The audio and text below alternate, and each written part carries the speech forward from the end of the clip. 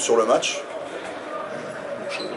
Après, je peux pas dire si c'est plus fort que nous, on verra à la fin de la saison. En tout cas, sur le match, il n'y a pas photo. Elles ont été plus agressives, elles ont mis plus d'intensité, elles ont mis plus de vitesse que nous, et donc ça nous a mis en difficulté. Donc, on tient la première mi-temps pas trop mal.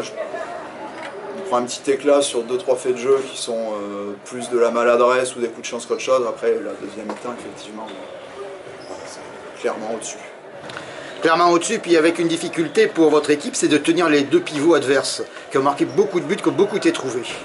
Oui, effectivement. Après, ils ont été trouvés parce que les arrières avaient beaucoup d'impact secteur central. Ils nous ont mis des buts.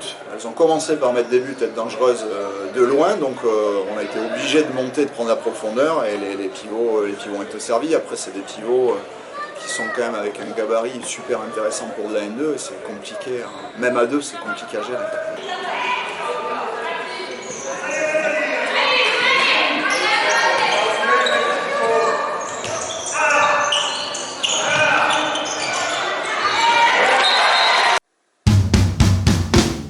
Ça n'a pas eu de temps faible alors que nous on a eu des temps faibles.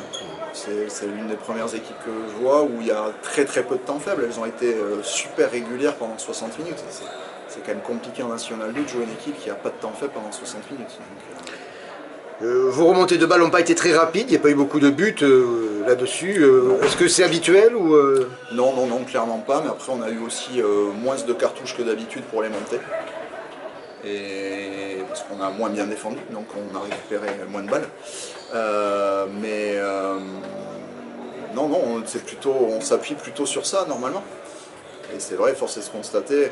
Après, tout le monde a la vidéo aussi, tout le monde sait qu'on joue vite, donc un peu comme toutes les équipes de la poule. Donc tout le monde essaye de faire les efforts aussi pour replier le plus vite possible pour ne pas prendre de but.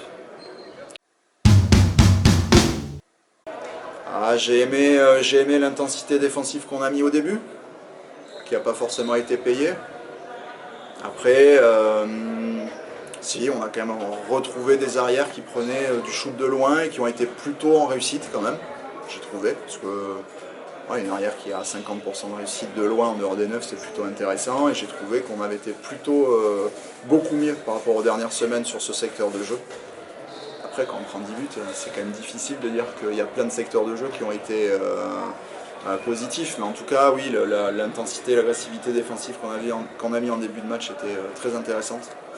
Et nos arrières qui ont retrouvé de l'impact de loin, donc ça c'est plutôt bien, surtout pour elles, parce qu'elles commencent à en avoir ras-le-bol d'être pas très efficaces de loin. Donc ça c'est plutôt cool.